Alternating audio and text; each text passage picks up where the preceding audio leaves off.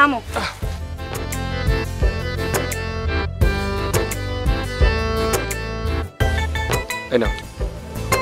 Sir আমার 1000 টাকা note দিলেন, আমার ভাড়া তো 20 টাকা, আমার তো এটা ভাঙতি নাই। ও শিট, এইসব ঠুকুনি না রাস্তাঘাটে যে কেন আসে? এই তুই এটা রেখে দে, তাছাড়া তুই তো একটা ফকন্নি। আমি না এইসব টাকা রাস্তাঘাটে গরিব দুঃখীদের মাঝে এমনিই বিলিয়ে দিই। এই টাকাটা তুই রেখে দে, আমার লাগবে না। চলো তো। ঠিক আছে চলো। কেমন মানুষ, টাকাও দিল আবার অপমান করলো, আমারে কয় ছোট লোক, এই তো ছোট লোক। যা যাই গে।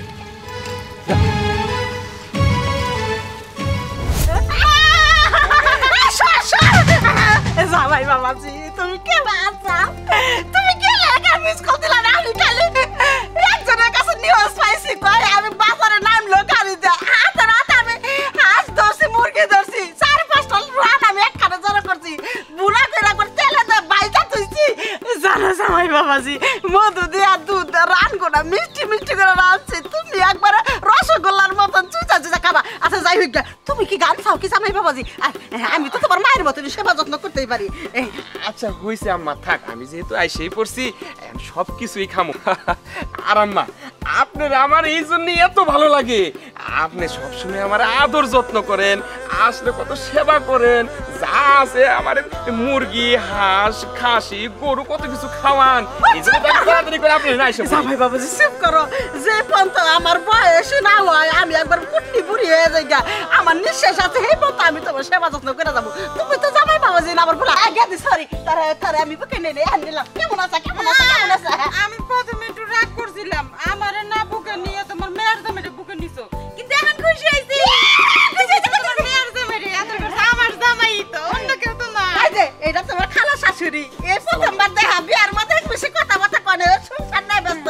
ওর জামাই বাড়ি একটু গরিব তো, আমি আবার একটু বড় লোক, সমস্যা নাই, আমি আবার টেয়া পটাতে চালাই। আই নুরুজা আশপাশ সব জব করা আছে, তুই খালি চুলাই আর রান্না রান্না। আর আগের যে গরু মাংস আনে রাঁধছি বুনা করছি, ওই হেনে দেখো না ভাত চালালো। মা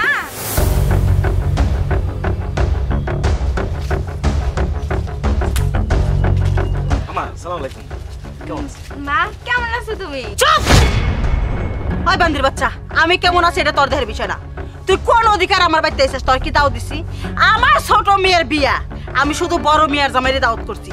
তোর দায় ফকিনি জামাইরে নিয়ে আমার বাড়িতে ঢুকলি প্রবেশ করলি, বিয়ার দিন যদি বিয়ার লোকজন জিজ্ঞাসা করে এ খ্যাত মার্কাটা কেরা, আমি লোকজনের কাছে কি জবাবটা দেব? আমার মান সম্মান প্যালেট থাকবো?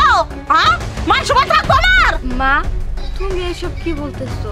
আমি তোমার মেয়ে, আর আমার একমাত্র ছোট বোনের বিয়ে, এই বাড়িতে আসার জন্য আবার দাওয়াত দেওয়া লাগে নাকি? আমার বোনের বিয়েতে আমি আসবো। দেখ তুই আইতি আমি কিছু কইতাম না, কিন্তু এই ছোট লোকের বাচ্চা কামলা খেত কামলা চাষির বাচ্চা হ্যাঁ তুই নিয়ে আসিস কে? হ্যাঁ যে মানুষ গরু পাইলা খায়, গরু পাইলা গোবর ফালাইয়া খায়, এই মানুষটা আমার বাড়িতে নিয়েছে, পুরা শরীরে গোবর গোবর গন্ধ। আইরে টু আউট গেট আউট। মা ও তোমার মেয়ের জামাই, তুমি সম্মান করে কথা বলো। হ্যাঁ আমি মানতেছি ও খেত কামলা, কিন্তু ও তো চুরি করে খায় না। তুমি ওর সাথে এরকম বাজে বিহেভ কেন করছো? আমার মুখে মুখে তরতর করা পছন্দ করি না। কামলার বাচ্চাকে নিয়ে বের হয়ে যা, আমি গোবরের গন্ধ সহ্য করতে পারছি না। কিসের মেয়ে? হ্যাঁ মেয়ে যদি আমার কথা শুনতো তাহলে ভালো ছিল। এই ফকিনি ছেলে আসলে তোর পছন্দ করে বিয়ে করতে হবে, তাই না? তুই যাকে পছন্দ করেছিস বিয়ে দিয়েছিস, যা। এখানে কিচ্ছু না, এখানে আমার বড় মেয়ের জামাই এসে যে মনটা খারাপ করে দাঁড়িয়েছে, অন্য মেনে নিতে পারছি না। ঠিক আছে আম্মা, মনে কিছু নেন না আম্মা, এমনিতেই হুটহাট করে না জানায় আইসা পড়ছি আম্মা, এটার জন্য আমরা খুবই দুঃখিত। যা আপ্যায়ন করছেন আম্মা খুব ভালো লাগছে আম্মা, এখানে এসে লাগছে আম্মা।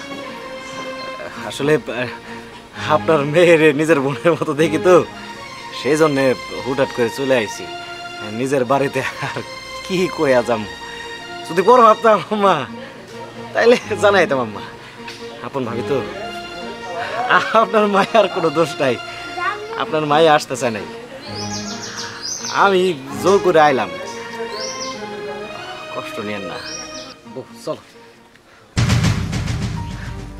আম্মা, যাওয়ার আগে কয়েকটা কথা ছিল। আচ্ছা আম্মা, আমার অপরাধটা কি?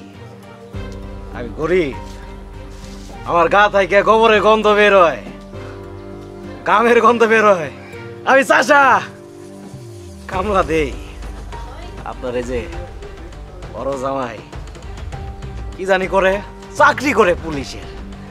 আমি জানি 20,000 টাকা ময়না ভাই মাসে, কিন্তু আমার মাথায় একটা জিনিস খেলেন আম্মা, এই 20,000 টাকা বেতন দিয়া ঢাকা শহরে আপনার এই জামাই 10 তলা বাড়ি করছে।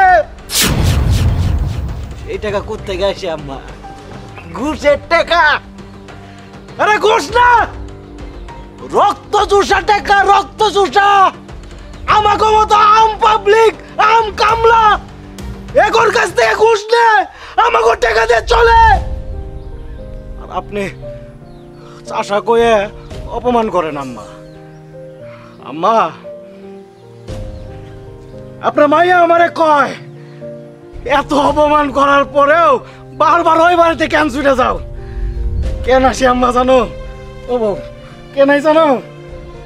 আমার তো মা নাই, মারে দেখতে আই আমি, আমার বোন দেখতে আই। আমি মনে করি দুনিয়াতে কেউ নাই, আমার তো আপনারাই আপন।